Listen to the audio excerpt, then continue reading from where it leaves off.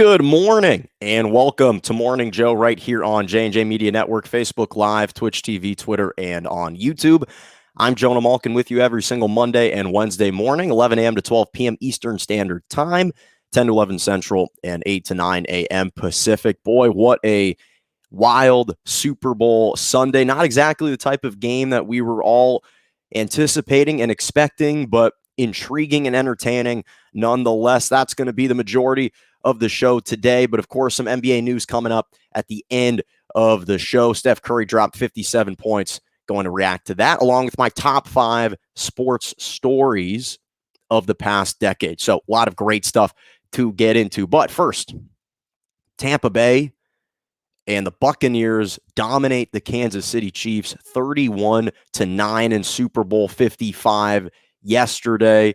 This was, first of all, probably the closest blowout I've ever experienced in the Super Bowl and in an NFL game, because this has really been the year of the firsts. Let's take a trip down memory lane. This is the year of the first. This is the first time that we've had a pandemic just cripple the society and put practically all of society on a pause. First time that sports were played in bubbles.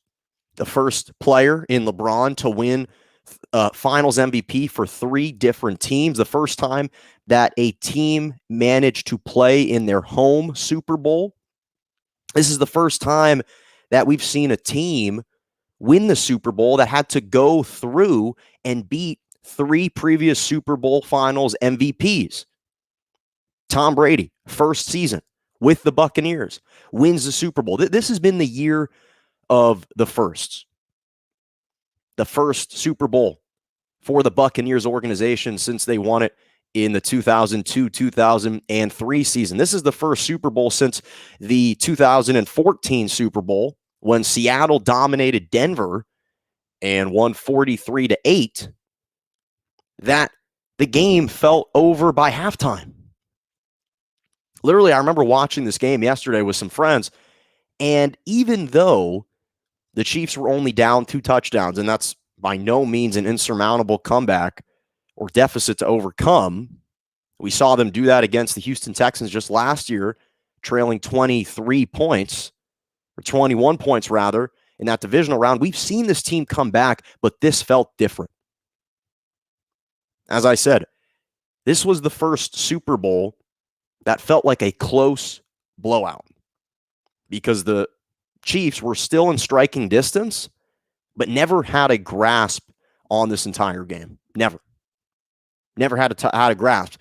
And just when the Bucs needed to play their best game of the season, their best defensive game of the season, they pulled out all the strings.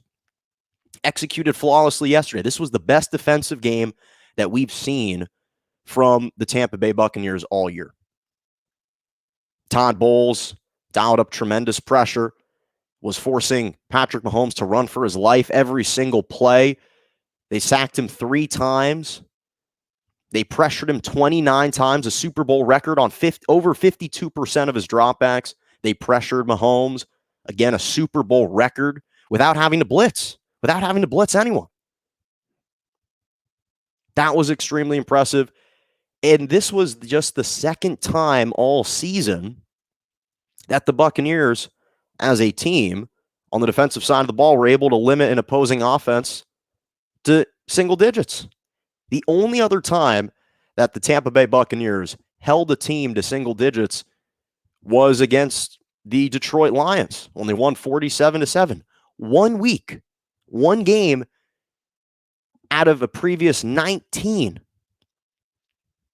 All 19 other teams scored double digits. Not yesterday. And this wasn't just a Lions offense that was mediocre. This was against the Kansas City Chiefs, number 1 offense in the NFL. So they took advantage of the mismatches, of the injuries that they needed to. The Chiefs' offensive line was extremely banged up. Eric Fisher, Mitchell Schwartz were both gone. The Kansas City Chiefs were missing 4 starters on the offensive line. I'm not saying that as an excuse. I'm saying that to highlight that the Bucs took advantage of that, which is what you need to do. They exploited that advantage And that was the biggest reason they won the football game. They won that battle in the trenches. They got pressure on Mahomes every single time. And again, Todd Bowles probably called a legendary game. I'm surprised that his phone, maybe it is.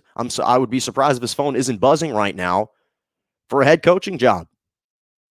I'm surprised it wasn't buzzing before, but especially after this performance, that's extremely surprising. And Mahomes, again, threw 2 interceptions for just the second time all year. It's rarely happened in his entire career. And then you couple that with the fact that the Bucs offense were sensational. Brady was sensational, 21 of 29 for 201 yards, 3 touchdowns, just didn't make mistakes, played carefree, turnover-free football. And when you get to this stage, the biggest game of the year, the most important thing is taking care of the football, and the Bucs did it. And what's really interesting about the Buccaneers, and if you looked at not only the stats, but if you watched the game, the 4 most impactful players on offense for the Buccaneers were the 4 new acquisitions they had in the offseason. Brady, obviously, the most important. Rob Gronkowski, Antonio Brown, and Leonard Fournette. Those were the 4 most impactful guys for the Buccaneers on offense in this game. Gronkowski, 6 catches, 67 yards, 2 touchdowns in the first half. He was tremendous. Antonio Brown hauled in a critical touchdown, was targeted 5 times, had 5 catches for 22 yards. And Leonard Fournette was an absolute monster. Here you have a guy in Leonard Fournette who was a nomad, a running back looking for a home, just got cut after being drafted in the first round 4 years ago by the Jacksonville Jaguars, got cut and was seeking a home and found one in Tampa Bay and rushed for 89 yards, a touchdown, had 4 receptions for 46 yards, and he was tremendous. And then again, as I mentioned, Antonio Brown, a diva, an outcast, missed the majority of last season due to his off-the-field issues. And now he comes back, and Brady whips him into order. He becomes more professional and hauls in a really important catch. And Rob Gronkowski was literally retired last year.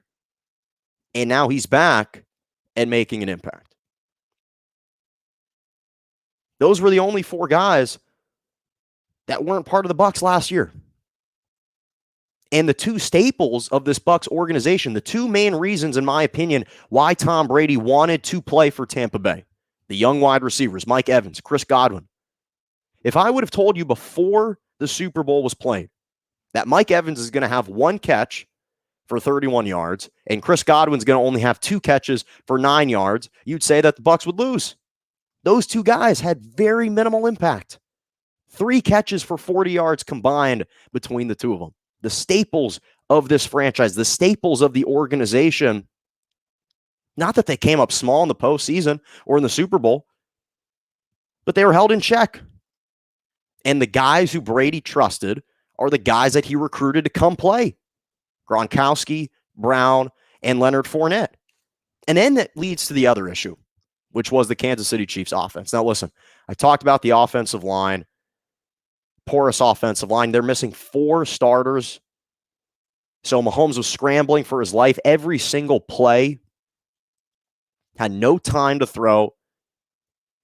And you combine that, you exacerbate that with the penalties, the miscues, the mistakes, and the fact that a lot of his receivers simply dropped passes. I never seen that happen from the Chiefs. They never displayed that type of inconsistency really ever since Mahomes has been with the Chiefs. You look at it from the receivers end of things.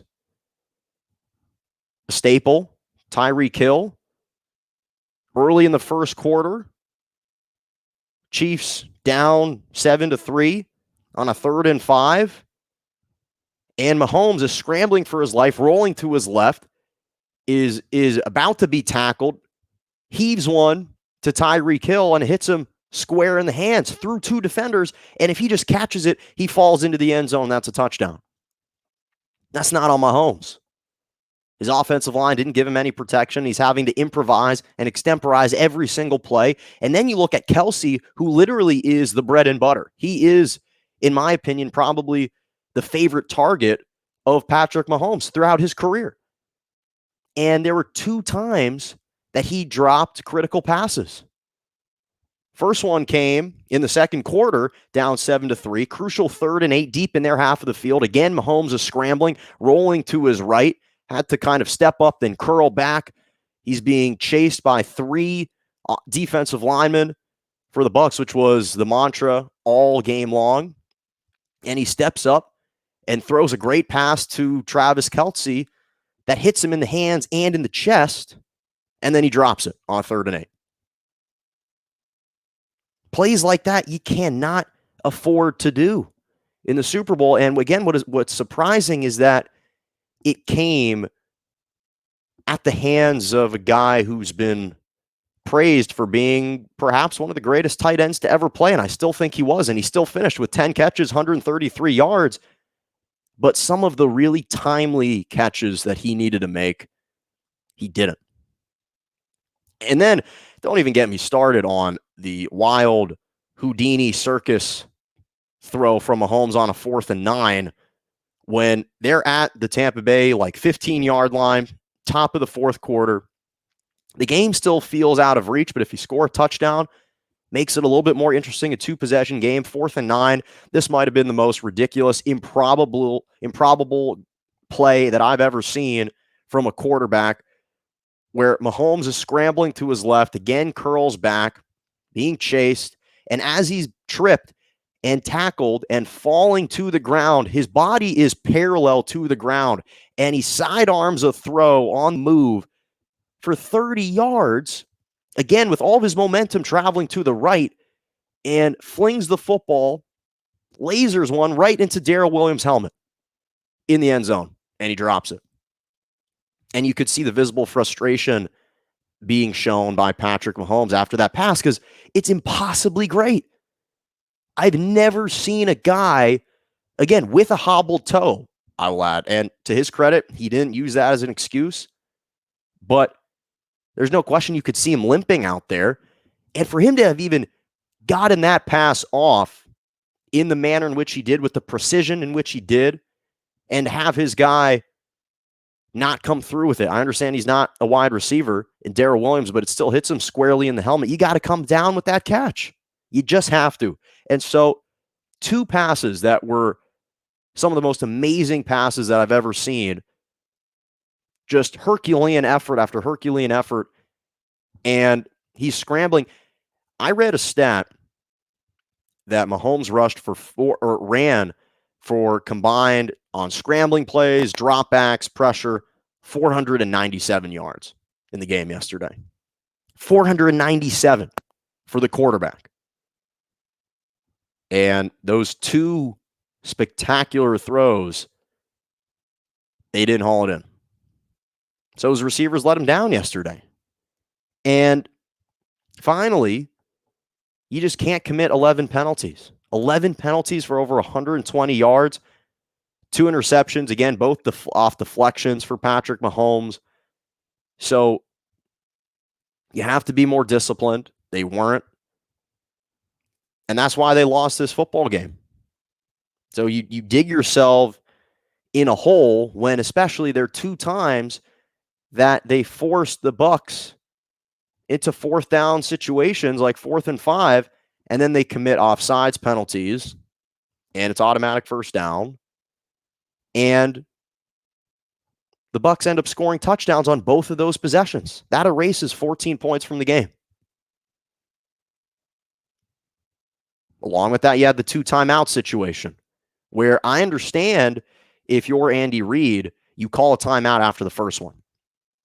Because after the first play, you force an incompletion, you got pressure on Brady, 40 seconds left, you've got 1 more timeout. I understand that decision to call a timeout because maybe you legitimately could receive the ball. But then, once they pick up 8 yards on 2nd down, now it's a 3rd and 2.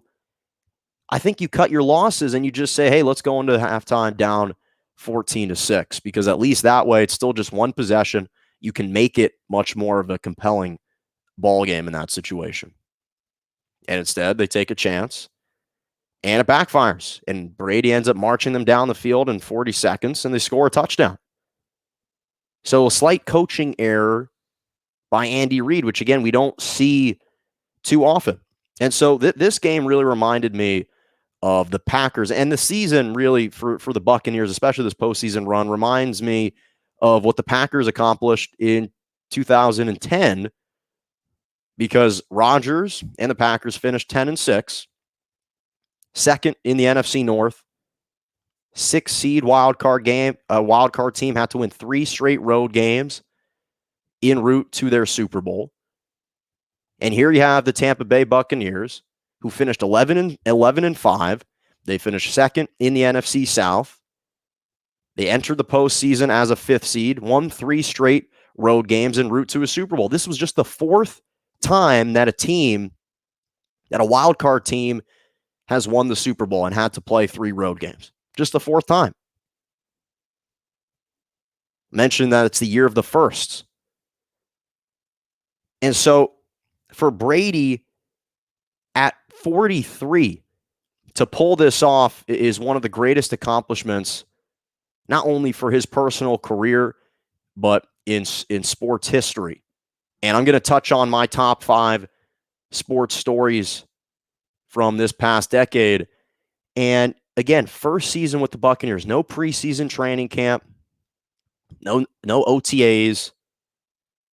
You're joining a team that finished 7-9 last year, hadn't made the postseason in 13 years, epitomized mediocrity really throughout that entire span, hadn't won a Super Bowl since 2002, and that was the only Super Bowl that they did win when John Gruden was the head coach, taking over after Tony Dungy's team. And now you win the organization's second Super Bowl in your first season. It's remarkable. It's just absolutely remarkable. You have to be commended. And he joined the team in a franchise that had the worst winning percentage for any major sport. Not only in the NFL, any major sport, the Buccaneers were the losingest franchise.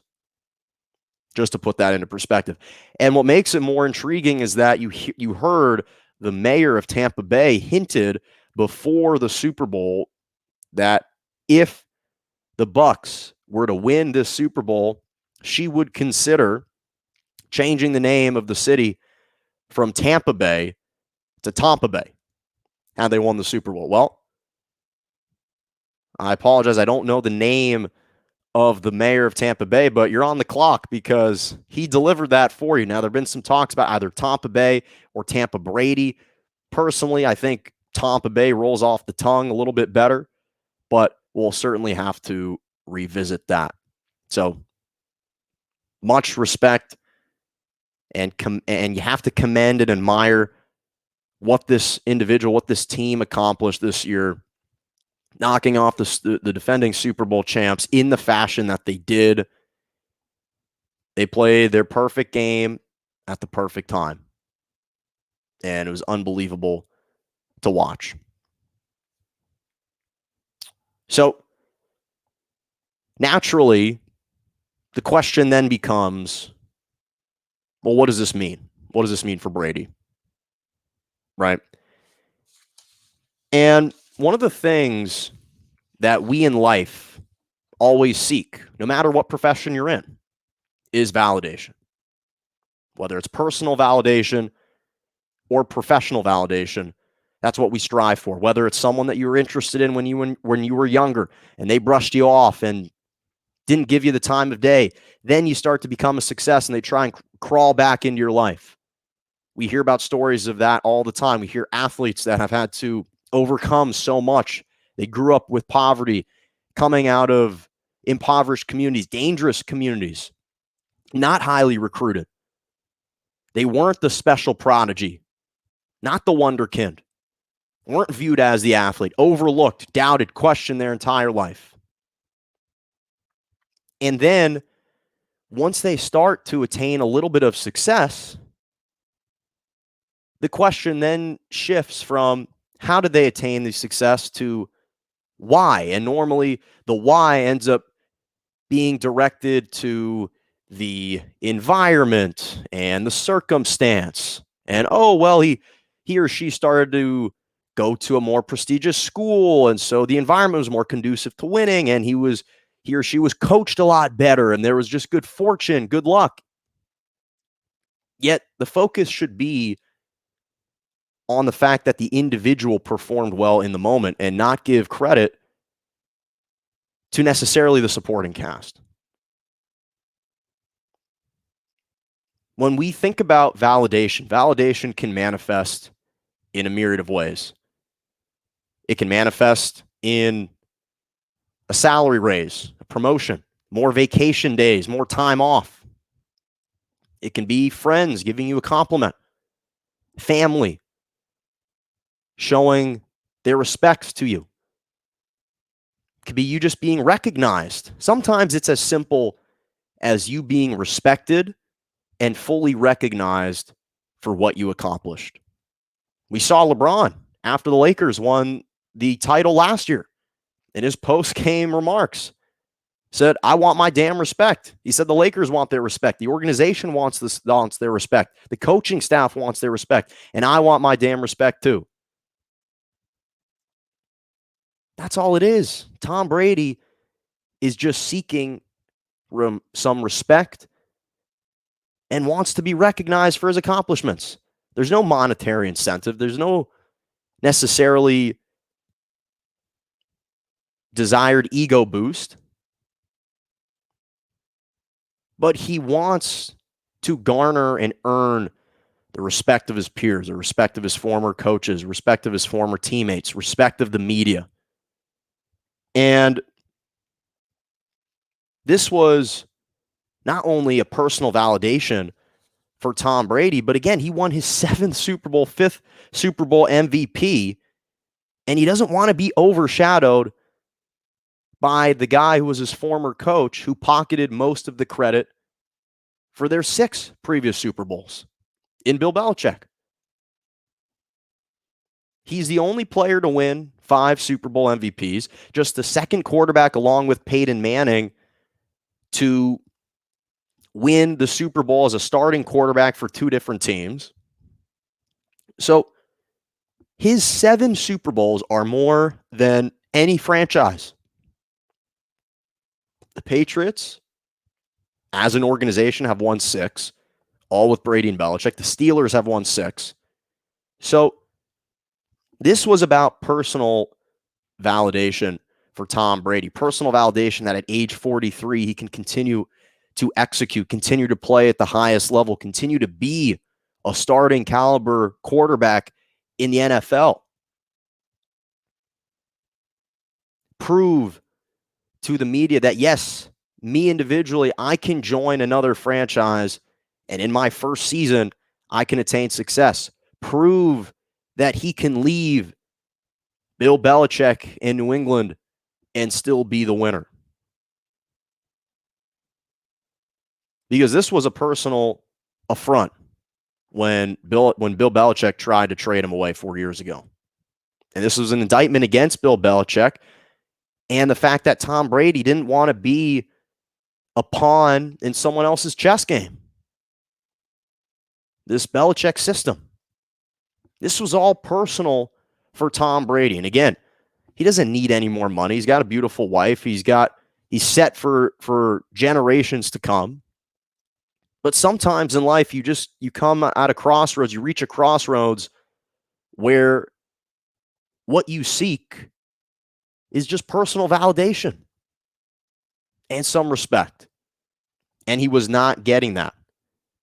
And while I think that Coach Belichick still has a strong case to be the greatest coach of all time, and he'll have his opportunities to showcase that prowess moving forward, I think right now, what we learn is that more of the credit for that Patriots dynasty has to go to Tom Brady for the job that he's been able to do. Again, Belichick tried to ship him out,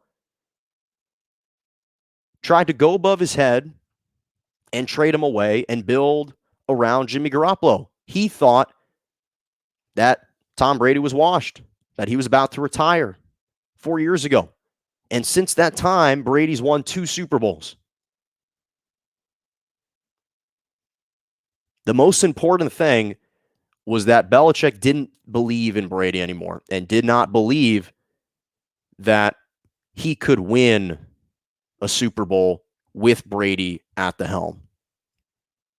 That was the most important takeaway. And that is what struck a nerve in Tom Brady. And so for me, not only did this Super Bowl debunk that theory and further highlight this machination by Bill Belichick, but it silenced those critics, Bill Belichick, everyone who doubted his decision and criticized his decision for taking his talents to Tampa. Didn't believe that he could win. That was personal validation for him. And so I think it corroborated his GOAT status. Again, I still think that Patrick Mahomes, and I'm going to touch on it in a moment, still has a great chance of making his case for that. But it also emphasizes important life lessons, which is that Tom Brady was a self-made man. He had to do it the hard way.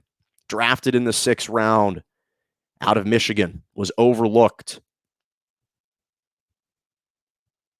And here you have a guy who's not the most gifted athletically, but prepares perhaps better than any other player that we've seen and is the best leader in football and perhaps in sports that we've ever seen.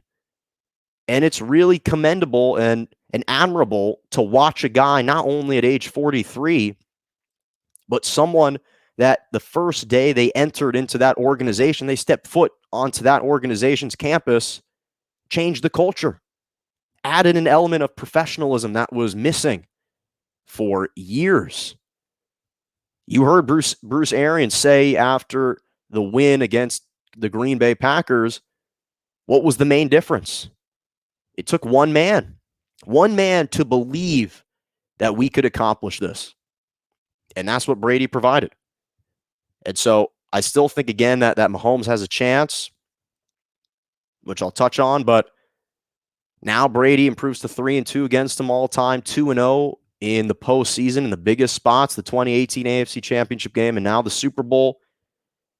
So, he instilled confidence, the leadership, and it's just really impressive to watch what this guy does. And you can't doubt him anymore. And I think that might be the most important takeaway for Tom Brady and his legacy. Morning Joe, right here on J&J Media Network, Facebook Live, Twitch TV, Twitter, and on YouTube. Mondays and Wednesday mornings, 11 a.m. to 12 p.m. Eastern Standard Time, 10 to 11 Central, and 8 to 9 a.m. Pacific. So transitioning to the flip side, right? You have to look at the other team. You have to look at Kansas City, the Chiefs, and there's still a lot of positives to take away if you're Kansas City, and for Mahomes for his legacy. And so the Chiefs, for the first time all season, couldn't find the back of the end zone. A lot of that credit goes to Tampa Bay's defense, held to 3 field goals. And this was the first time since at least high school that Mahomes, on a team that he's played on, has failed to score a touchdown. Since at least high school, just to put things into perspective. And the loss was his first as a starter by over 8 points. I've talked about how dominant he's looked throughout his entire career with Kansas City, and that was amplified every single season. Hadn't lost by more than 8 points. And so I think people have to remember that this guy is still just 25 years old. It's not that he really played poorly, even though he did not play well. His offensive line let him down, and so he was scrambling for his life, improvising, extemporizing every single play. Again, ran for 497 yards just from scrambling and dropping back on passes in this game. And you look at the stats, and interestingly, the Chiefs actually won the majority of the statistical categories, but the 2 most important ones, penalties and turnovers, they lost. 11 penalties, 2 turnovers, and 0 for 3 in the red zone for the Chiefs. 3 for 5 in the red zone for Kansas City. So what this highlighted for Chiefs is just how difficult it is to repeat as champs in the NFL. We've said this before, but the NFL might be the hardest sport to repeat because there's just so much talent across the board, and not one individual player necessarily determines the outcome. It's the ultimate team sport. That's why we haven't seen a back-to-back champ since 2003, 2004 when Tom Brady did it with the Patriots. Coincidentally, the year after the Tampa Bay Buccaneers won their first Super Bowl in 2002. So there's a reason why few teams win back-to-back Super Bowls, and I still think that the Chiefs, if anything else, this will further drive them and motivate them to be better, come back healthier, and work harder and become more determined next year. I think they'll play with a much larger chip on their shoulder. I think they'll be able to play much more freely and happily, knowing that, okay, we've lost one, and that proverbial monkey off their back of trying to maintain this undefeated record in the Super Bowl is over, and it will allow them to play. And that's evident by the fact that the odds makers, the day after the Super Bowl ended, already proclaimed the Kansas City Chiefs to be the favorites for next year. Literally 30 minutes after the Super Bowl, and the odds makers in Vegas have the Chiefs at plus 550. Packers right behind them, second best odds, and Tampa Bay and the Buccaneers with the third best odds. That's how much faith people have in Patrick Mahomes, in the talent. And again, a lot of these penalties, a lot of these mistakes were self-induced. False starts. 2 critical fourth down false starts. Say what you want about the holding penalties, the PI calls. All of those are fair arguments, and they did play a role in the outcome. But if you eliminate those 2 fourth down offsides penalties, that eradicates at least 14 points. Dropped balls from receivers. If those receivers that are normally reliable all season, that had been reliable all season, those 2 guys, Tyreek Hill, Travis Kelce, second and third in the NFL in most receiving yards this year. If those guys come down with some of these balls, then we're perhaps having a different discussion today. So a lot of these are correctable mistakes moving forward. And obviously they need to improve their defense.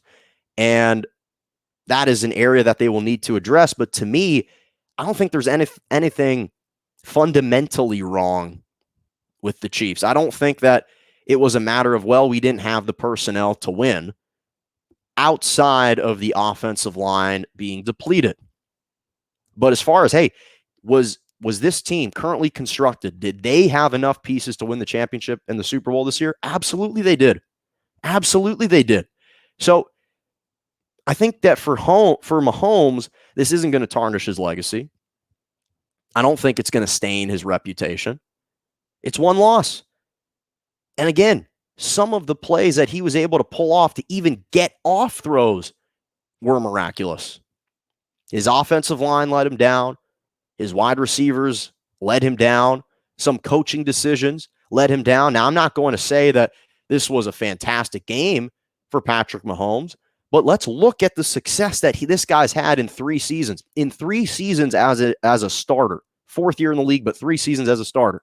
2 Super Bowl appearances, 1 Super Bowl win, 1 Super Bowl final, Super Bowl MVP, a regular season MVP, a season in which he threw over 5,000 yards, 50 touchdowns. He's broken numerous records. That's been this individual's career in his first 3 seasons. I think what happens is, not only does he have a long career ahead of him, and I will acknowledge that moving forward, I don't think he will necessarily garner the same type of respect and merit the same type of credit if he beats Brady again moving forward, just because Brady's going to get older. But if he faces the Bucs again next year against Brady, and Brady's playing at the same level he's playing now, and he wins, I think there's a chance for him to offset that. and still keep that discussion alive. I think that the problem is not only is he viewed still as the top quarterback in the NFL, which he is, undisputable to me. I think if he had protection last night, perhaps this is a different outcome. But one of the things that is the biggest issue with immediate gratification, immediate success at an early age is that we hold you to that standard every single time moving forward. And that's great in most circumstances. But then when you have a slightly off night, it kind of throws a wrench it throws a wrench into that argument, and people start to cast doubt as to what is the future success going to be for this individual. What's the future success going to be moving forward, instead of appreciating and acknowledging the difficulty in the accomplishment itself, which is the fact that you're reaching the Super Bowl. And that in and of itself is a tremendous feat. Only 2 teams get to do it every single year. And so you transition from hunting someone else to trying to defend your title and being the hunted and the target every single year. And I just loved how classy he was in his post-game remarks. Threw no shade at the other team, gave credit to the Bucs for dialing up pressure, for the great play calls, took responsibility and ownership over the loss, said that the offense just wasn't in sync, and that's a credit to the Bucs defense. He wasn't sulking. He kept his head up high.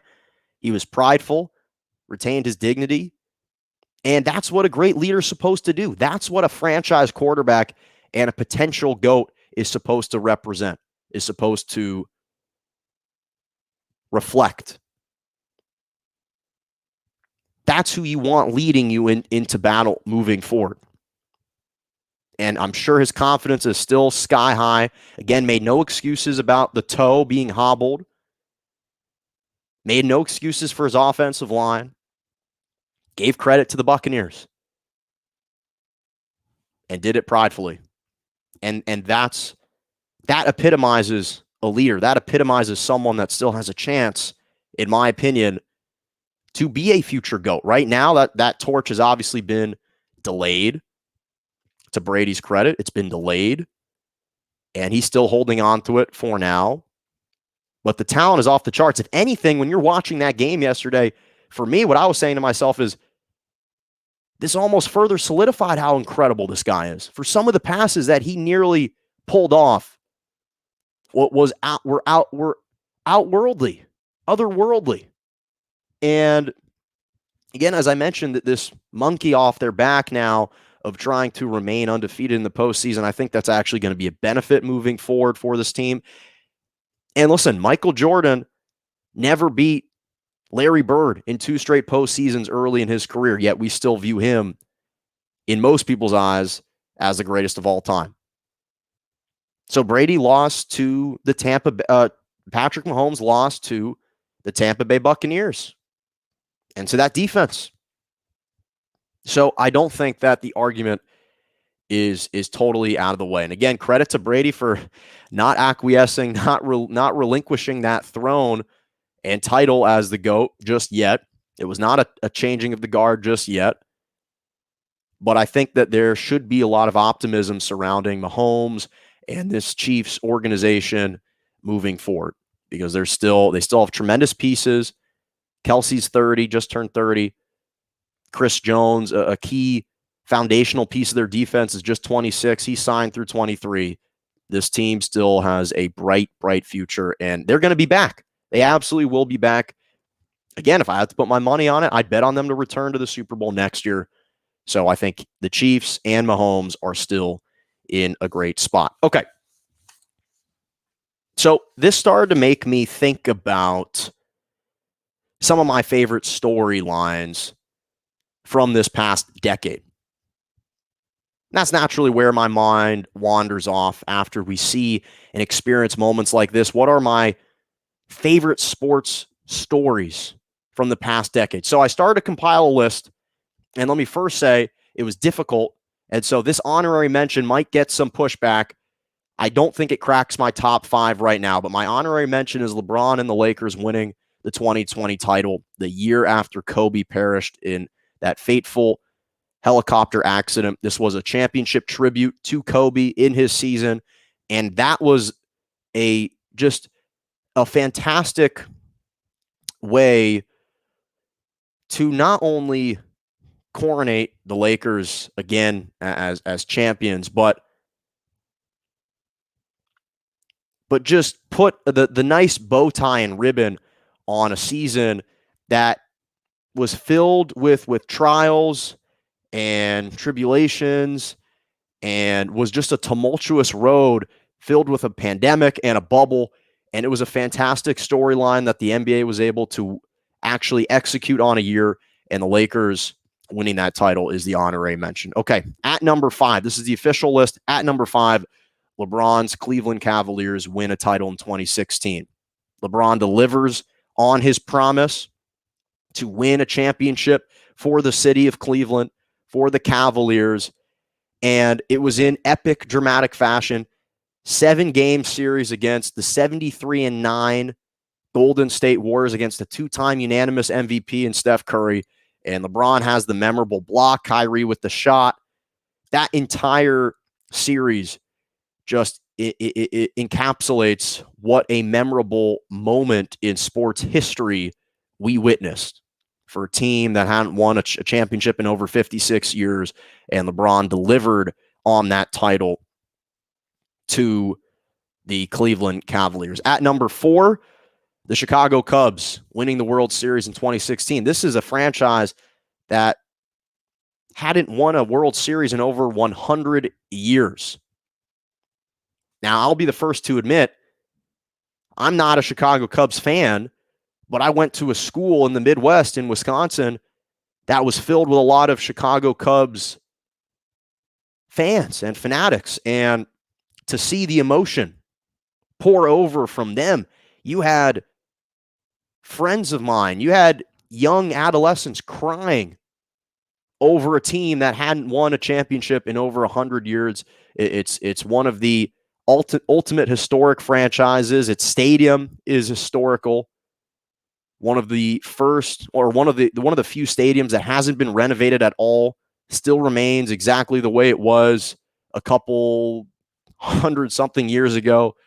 So that moment was absolutely special and is number 4 on my list. They finally broke the curse. And it was an epic 7-game series as well against the Cleveland Indians. Went into overtime, into extra innings in that game 7. That was absolutely fantastic. At number 3, Serena Williams in 2017 won the Australian Open while pregnant. She was 20 weeks pregnant with a child while she won the Australian Open to her first child. And we didn't even find out about it until after the tournament concluded. That's remarkable. So not only did she win a record-breaking 23rd Grand Slam singles title, now she's just one short of Margaret Court's 24 Grand Slam singles titles.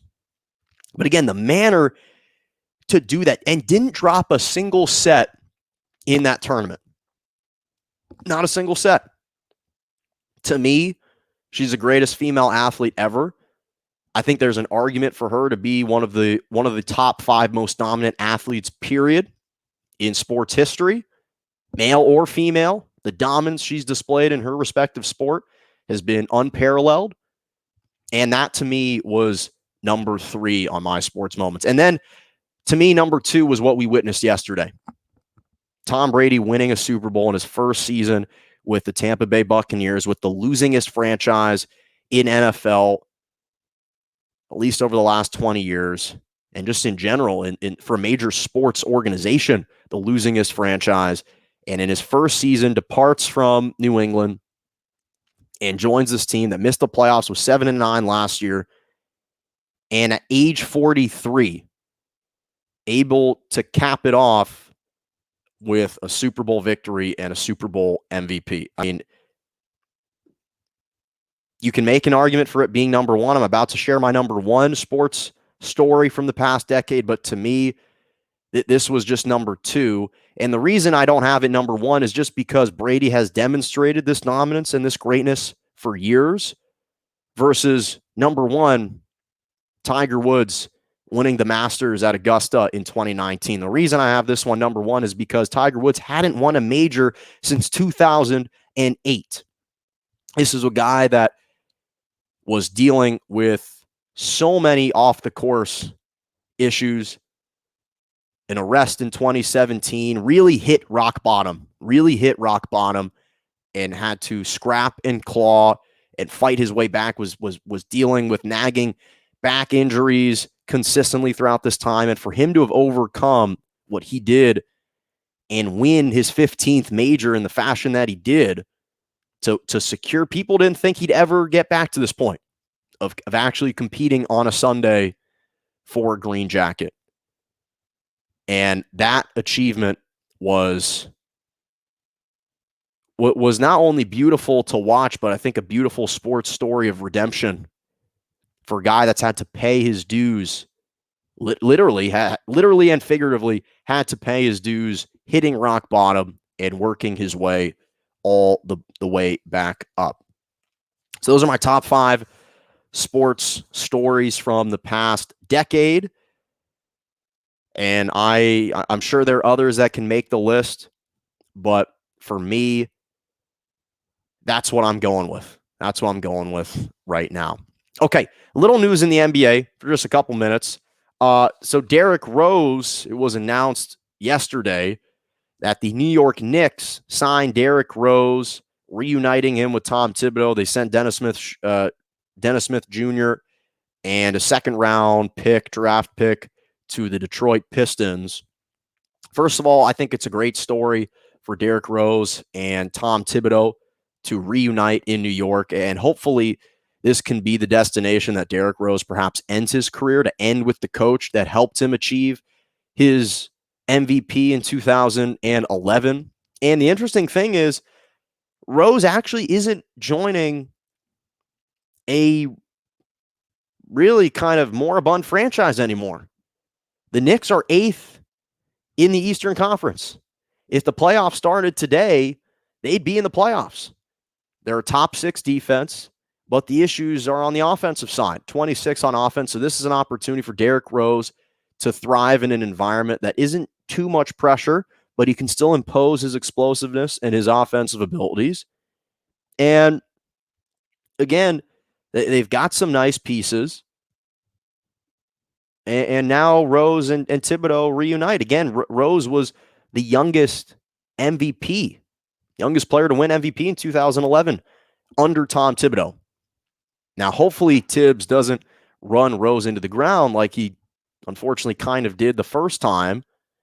We're seeing that Julius Randle and RJ Barrett lead the NBA in minutes played, and that's not a surprise because he is a very demanding and abrasive coach. But hopefully he can kind of dial it down a little bit, turn it down a little bit for Rose, and allow him to just be himself. And so I'm happy for Derrick Rose that he's still in the league. I'm happy that he's been kind of able to resurrect his career a bit. And perhaps this is a team that they've got Austin Rivers and Alfred Payton, so that they are a little bit guard heavy. I'm not sure what they're going to do with both of them. Maybe Rivers or one of those two will be traded at the deadline. But I was impressed with what I've seen from Derrick Rose this year, 14 points per game. Maybe he can provide a boost to the Knicks. So finally, Steph Curry dropped 57 points 2 nights ago against the Dallas Mavericks. Now, they did lose that game 132 to 134 to 132. Luka Doncic dropped 42.7 rebounds, 11 assists. He was fantastic. But we're witnessing, I mean, we've said this before, we're witnessing the greatest shooter of all time. Steph Curry, 11 for 19 from the three-point line, just passed Reggie Miller for most three-point makes a couple weeks ago. This was the 8th 50-plus point game for Steph Curry in his career. He just scored a career high, and this is the second highest career point total in a game. He reached his career high in points just a month ago against the Portland Trail Blazers, dropping 62. So we've seen this guy just peak at the highest level and get on these hot streaks. And they're 6-2 in those games when he has scored over 50 points. It's hard to believe they've even lost a game when he's shot that. And then this is the 16th game that Steph Curry has played in which he has made at least 10 3-pointers in a game, which is unheard of. Again, otherworldly. So they lost, which is the unfortunate thing. But the Warriors, as I said, I projected that they would make the playoffs. Right now, they're an 8th seed in the Western Conference, similarly to the New York Knicks. And if the playoffs started today, they would win it. And Curry's playing like an MVP. He's averaging the second highest point total of his career, 29 points per game. That's just a tick below his 30 points per game that he scored en route to his unanimous MVP season in the 2015-2016 season. He's single-handedly carrying this team to hopefully the playoffs. Right now, they're in the playoffs, at least in the picture. And I've been extremely impressed. It's just a shame that the supporting cast right now, he's playing without Klay Thompson. He's playing without his sidekick. And it's not just a sidekick, more like a Robin, but a glorified Robin. So he's doing this, playing like an MVP. He's having to manufacture offense for this team, running around screens, trying to create everything on his own. And even when the opposing team game plans for him, knows he's the one that's going to shoot the ball every single time, still manages to drop 57, which was incredible. Problem is, Warriors just can't play defense. 24th in the league in defense. Okay, final topic of the show, Malkin's moments. And this week, is there really anything else I can say? Tom Brady, again, have to go back to it, wins the Super Bowl for the Tampa Bay Buccaneers as a member of the Tampa Bay Buccaneer. And in his first season away from the New England Patriots, wins with the Bucs. It's just a fantastic story. And I'll touch on this more moving forward, but this has been the year again when all the vets, all the old vets seem to pull it off. LeBron, the Lakers, Kershaw and the Dodgers, and now Brady with the Tampa Bay Buccaneers, his 7th Super Bowl, most for any quarterback. He's the winningest quarterback in NFL history. No other NFL player has reached a Super Bowl 10 times, so he leads that department. Most Super Bowl finals and Super Bowl MVPs with 5. Next closest is Joe Montana with 3. And he's just further distancing himself from people and proving year in and year out that this guy's not slowing down. He's 43, and he's now talking about wanting to play perhaps past age 45. Perhaps past age 45. So just really impressed with his first season. And that's all the time that I got for you today. Thank you so much for joining me on Morning Joe every Monday and Wednesday morning, 11 a.m. to 12 p.m. Eastern Standard Time, 10 to 11 Central, and 8 to 9 a.m. Pacific. Mondays and Wednesday mornings on Facebook Live, Twitch TV, Twitter, and on YouTube. I'm going to have a great show for you on Wednesday. Make sure to tune in for that. But as always, have a lovely rest of your morning.